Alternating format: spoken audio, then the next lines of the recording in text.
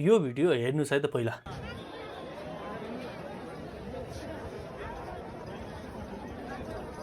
र हरेक दिन नेपालबाट 3000 देखि 4000 नेपाली बाहिर जान्छ र हरेक व्यक्तिको प्रपोज, हरेक व्यक्तिको गोल एउटै हुन्छ। एट द एन्ड कसरी पैसा कमाउने र कसरी नेपाल पैसा पठाउने नै हुन्छ है त। तर हामी नेपाली नेपाल नै बस्न चाहन्छौँ भने हामीलाई नेपालमा सर्भाइभ गर्न कति पैसा चाहिन्छ त? अहिले नेपालको सिचुएसन हेर्दाखेरि हामीलाई नेपालमा सर्भाइभ गर्नको लागि के बाहिर कन्ट्रीबाटै पैसा आउनुपर्छ त? र आजको यो भिडियोमा म सबै कुरालाई कभर गर्नेछु भने विथ प्रुफ। र यो भिडियो स्पेसली फर 3टा ग्रुपलाई फोकस गरेर बनाएको छु। पहिलो भनेको स्टुडेन्ट, दोस्रो भनेको मिडल क्लास फ्यामिली र तेस्रो भनेको जब होल्डर। र अब ढिलो नगरी भिडियोतिर जाउँ है त। सो पहिलो ग्रुप भनेको स्टुडेन्ट। नेपाल एजुकेसन बोर्डको अनुसार हरेक वर्ष 65 देखि 75% स्टुडेन्ट आउटसाइड भ्यालीबाट आउँछ काठमाडौँ पढ्नलाई। र तपाईँले काठमाडौँ आउँदै गर्दाखेरि तपाईँको लागि सबैभन्दा पहिलो चोइस भनेको रुम हुन्छ। र एज ए स्टुडेन्ट आउँदै हुनुहुन्छ भने तपाईँको लागि सबैभन्दा बेस्ट भनेको सिङ्गल रुम हुन्छ। पहिलो खर्च भनेको रेन्टमा। सो तपाईँले काठमाडौँको जुनसुकै लोकेसनमा खोज्नुभयो भने पनि 5 देखि 8 हजारको रेन्जमा एउटा सिङ्गल रुम पाउनुहुन्छ।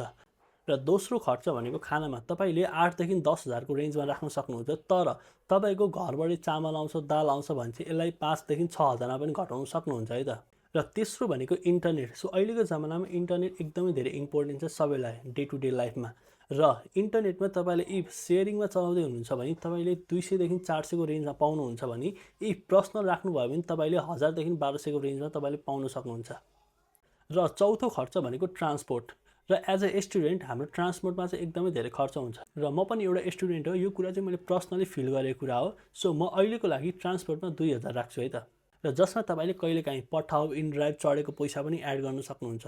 लास्ट भनेको मोबाइल रिचार्ज। हामी नेपालीलाई मोबाइल रिचार्ज धेरै चाहिँदैन किनकि सबैले वाइफाई युज हुन्छ र सबैले वाइफाई राखेकै हुन्छ। त्यही पनि मैले अहिलेको लागि मोबाइल रिचार्जमा 200 देखि 300 राखेँ है त। र एक महिनामा एज ए स्टुडेन्ट बस्दाखेरि 16 देखि 18 हजारको रेन्जले पुग्ने रहेछ एउटा स्टुडेन्टलाई। तर याद गर्नुहोस्, यो 16 देखि 18 हजार चाहिँ हामीले सर्भाइभ गर्ने प्राइस हो। र एज ए स्टुडेन्ट भएर कुनै पनि हाम्रो पिज्जा खानामा खर्च गरेको पैसा, कफी खान खर्च गरेको पैसा, आउटिङ गएको पैसाहरू चाहिँ मैले यसमा एड गरेको छुइनँ। किन भन्दाखेरि एज ए स्टुडेन्टलाई त्यो पैसा नेसेसरी पनि छैन। र एज ए स्टुडेन्ट हुनुहुन्छ भने यो फोटो स्क्रिनसट लिएर राख्नु होला है त, काम लाग्छ।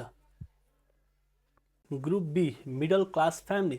सो एउटा टिपिकल मिडल क्लास फ्यामिलीलाई एज अ फ्यामिली बस्दाखेरि काठमाडौँमा कति खर्च लाग्छ त? ब्रेकडाउन गरौँ है त। सो पहिलो खर्च भनेको रेन्टमा। सो एज अ फ्यामिली बस्दै हुनुहुन्छ भने 2 BHK रुम लिनैपर्छ जसको रेन्ज अराउन्ड 18 देखि 25 हजारको रेन्जमा हुन जान्छ।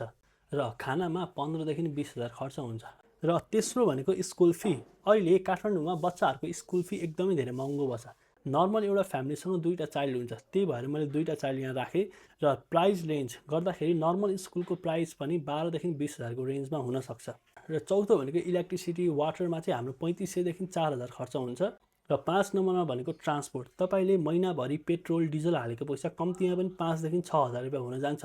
र लास्ट भनेको ओकेजनल। तपाईँले महिनामा कुनै न कुनै दिन आफ्नो फ्यामिलीसँग घुम्न जानुहुन्छ अथवा बाहिर खान जानुहुन्छ, त्यस्तो खर्चहरू चाहिँ मैले 3 देखि 5 हजार रुपियाँ राखेँ है त। र सबै मिलाएर एउटा मिडल क्लासको फ्यामिलीले एक महिनामा कति खर्च गर्ने रहेछ त काठमाडौँमा बसेर? र यो खर्च 50 देखि 75 हजारसम्म एक महिनामा खर्च हुने रहेछ। तर यो पोइन्टमा आउँछ एउटा फाइनेन्सियल सिक्वेन्स। नेपालको महँगाई धेरै छ, तर नेपालमा दिने एभरेज स्यालेरी भनेको 30 देखि 35 हजारको रेन्जमा हुन्छ। तर एउटा स्टार्टिङ फेजबाट स्टार्टिङ गरेकोले चाहिँ जम्मा 15 देखि 20 हजार रुपियाँ पाउँछ एउटा बिगिनिङ फेजमा। र यो खर्च कसरी मेन्टेन हुन्छ त? र यो मेन्टेन गर्नलाई तपाईँले हस्बेन्ड र वाइफ दुवैजना काम गर्नु पर्यो। अथवा तपाईँको हस्बेन्ड मात्र काम गर्दै हुनुहुन्छ भने तपाईँको बाहिर छोरा हुनुहुन्छ, छोरी हुन्छ, दिदी हुनुहुन्छ, बहिनी हुनुहुन्छ, तिनीहरूले चाहिँ बाहिरबाट पैसा पठाएर यो खर्चलाई धारिरहेको हुनसक्छ। तपाईँको केसमा के हो कमेन्ट गर्नु होला है त। र यो फोटोलाई पनि स्क्रिनसट लिनु होला है त। र मैले तेस्रो ग्रुपमा जब होल्डरलाई राखेको थिएँ। र जब होल्डरलाई राख्दै गर्दाखेरि मेरो दिमागमा के आयो भन्दाखेरि जब होल्डरले चाहिँ इफ तपाईँ अनम्यारिज हुनुहुन्छ भने चाहिँ तपाईँले फर्स्ट स्टेप अप्लाई गर्न सक्नुहुन्छ यो डाटा।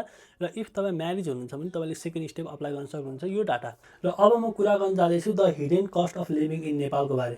र यो भनेको एउटा यस्तो खर्च जुन हामीलाई थाहा नै नभए खर्च हुने पैसालाई हामी हिडन लिभिङ कस्ट भनेर बुझ्छौँ है त। र पहिलो भनेको हेल्थ केयर। तपाईँ एउटा साधारण प्राइभेट हस्पिटलमा जानुभयो भने तपाईँको केही नभयो भने तपाईँको 3 देखि 5 हजार खर्च आउँछ। र नेपालको केसमा हेल्थ इन्सुरेन्स एकदमै धेरै कमले गरेको हुन्छ। र गरे पनि धेरै जस्तोले चाहिँ एउटा इन्भेस्टमेन्ट वेमा गरेको हुन्छ, एउटा रिटर्न पाउँछु भनेर गरेको हुन्छ। र दोस्रो भनेको भेहिकल ट्याक्स एन्ड फ्युल। र र इफ तपाईँ बाइक र गाडी चलाउँदै हुनुहुन्छ भने तपाईँसँग लाइसेन्स पक्कै हुन्छ र लाइसेन्स हुनुको मतलब तपाईँले हरेक 5 देखि 10 वर्षमा आफ्नो लाइसेन्सलाई रिन्यू गर्नुपर्छ र त्यसै गरी बाइक र गाडीको ब्लू बुक हुन्छ र ब्लू बुक पनि हरेक वर्ष तपाईँले रिन्यू गर्नुपर्ने हुन्छ। तर हाम्रो यो कहिलेकाहीँ हुने खर्च हामी कहिले पनि आफ्नो एक्सपेन्सेसमा जोडेको हुँदैनौँ, सो यो पनि एड गर्नु होला। र एट द इन्डमा चाहिँ के भन्न चाहन्छु भन्दाखेरि तपाईँ एउटा स्टुडेन्ट हुनुहुन्छ र एउटा अनम्यारिज पर्सन हुनुहुन्छ भने काठमाडौँमा बसेर 25,000 देखि 30,000 कमाइरहनु भएको छ भने तपाईँलाई पुग्छ। तर नेपालमा बसेर तपाईँ 30,000 देखि 35,000 मात्र कमाइरहनु भएको छ भने अरू पैसा चाहिँ कहाँबाट आएर तपाईँले म्यानेज गरिरहनु भएको छ कमेन्ट गर्नु होला है त पक्कै। र यस्तै भिडियोको लागि लाइक, सेयर र सब्सक्राइब गरिदिनु होला है त। Thank you.